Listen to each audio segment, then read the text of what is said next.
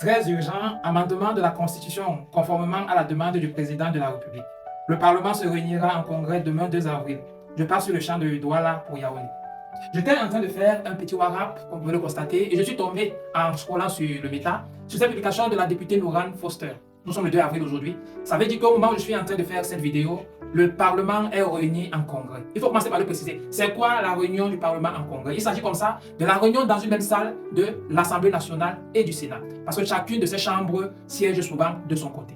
Après avoir précisé ce que c'est que le congrès, il faut dire que je me sens pour ma part privilégié lorsque je suis tombé sur cette publication. Pourquoi privilégié? La dernière modification de la Constitution au Cameroun a eu lieu en 2008. En 2008, alors, je n'avais pas encore qualité de donner un avis juridique parlant du droit sur des questions sociétales.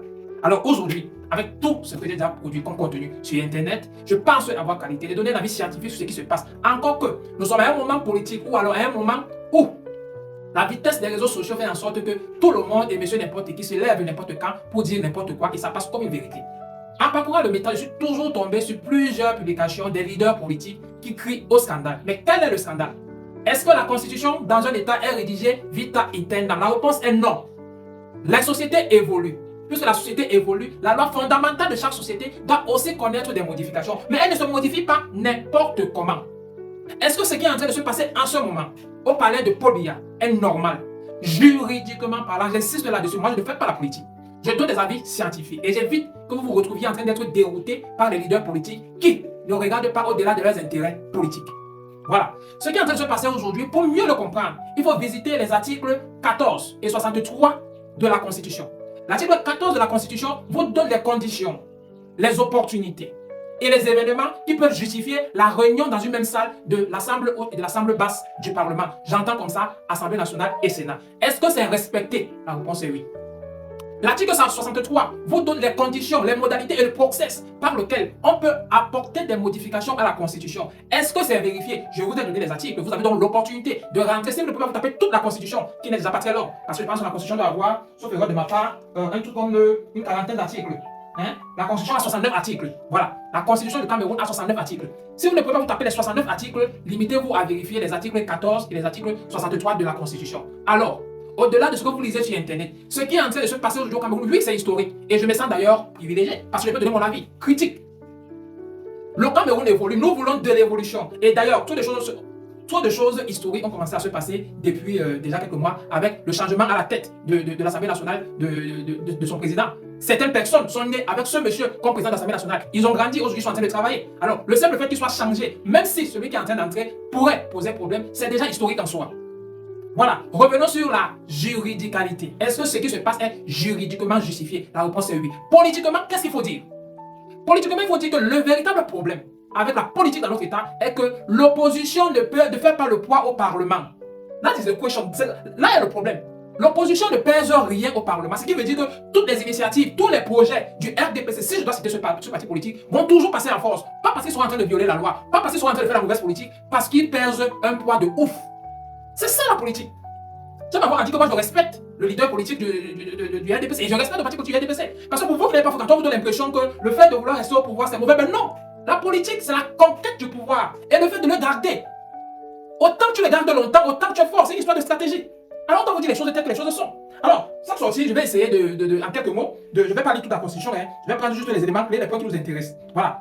Alors, comme je le disais tout à l'heure, la révision de la Constitution peut être proposée soit par le président de la République, les membres du Parlement, Assemblée nationale ou Sénat, ou alors Assemblée nationale et Sénat. La procédure, c'est laquelle? Deux voies sont prévues. Il y a la voie parlementaire, la plus utilisée. Le projet ou la proposition de révision est soumis au Parlement. Il doit être adopté à la majorité des 2/3 des membres de chaque chambre. Voilà ce à quoi va veiller le président de l'Assemblée nationale. Parce qu'il faut dire que lorsque le Congrès se réunit, le président de l'Assemblée nationale est président du Congrès. Et le président du Sénat est vice-président. Parce que comme je vous l'ai dit, généralement, chacune de ces chambres siège de son côté. Mais quand les deux se retrouvent, le président de l'Assemblée nationale est président du Congrès et le président du Sénat est vice-président. Voilà. Et il faudra qu'au préalable des travaux, le président de l'Assemblée nationale vérifie si le quorum, je pense que c'est ça l'expression, si le quorum est atteint. Si le quorum n'est pas atteint, les travaux ne peuvent pas continuer, ne peuvent même pas commencer. Voilà les principes juridiques qui doivent être vérifiés. C'est si ces principes sont violés qu'on peut crier au scandale. Mais pour le moment, bien évidemment, je ne suis pas là-bas, mais pour le moment, pour les informations que nous avons, je ne pense pas. Voilà, il y a la voie référendaire. La voie référendaire, le président de la République peut décider de soumettre la révision au peuple par référendum. Je ne me souviens pas la dernière fois à laquelle il y a eu un référendum, au fait, depuis que moi je suis né, ou encore depuis que j'ai qualité de juriste. Voilà. La Constitution prévoit une limite importante. La forme républicaine de l'État ne peut faire l'objet d'une révision. On ne modifie pas la Constitution, la tontas, la vocassator et à travers, non. Et il y a des points, des articles constitutionnels, si je peux le dire ainsi, qui ne peuvent pas être modifiés. C'est juridique, les gars, c'est scientifique. Mais si vous voulez tendre vos oreilles aux politiques, ils vont vous dire des choses qui ne tiennent pas la route. Ok, avant de continuer, je suis Elvis Mathurin Botondono, juriste conseil. Vous avez la possibilité d'obtenir des consultations juridiques avec moi en composant le 656 43 60 02, le 678 32 24 37. Vous avez surtout la possibilité de me suivre sur toutes mes plateformes. Facebook, Bouemat Conseil et Bouemat Business. TikTok, Bouemat 18. YouTube, Bouemat. Link, Elvis Mathurin Botondono. Continuons. Après que le Parlement va finir son travail, il reviendra au président de la République de promulguer la dite loi. La loi constitutionnelle est promulguée par le président de la République. En résumé, qu'est-ce que nous devons retenir? Comme je vous l'ai dit, les articles importants à vérifier sont l'article 74 et l'article 63. Voilà les articles à vérifier pour comprendre ce qui se passe aujourd'hui. C'est historique, les gars, ça n'arrive pas toutes les fois. Moi, je vous l'ai dit, je suis licencié en droit depuis 2016.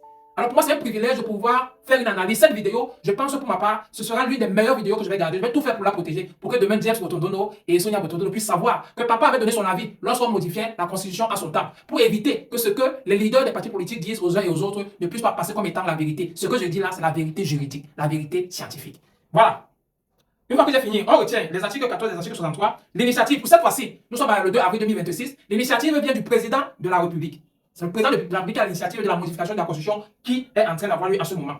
L'adoption devra se faire par les deux chambres du Parlement, la chambre basse et la chambre haute. Voilà.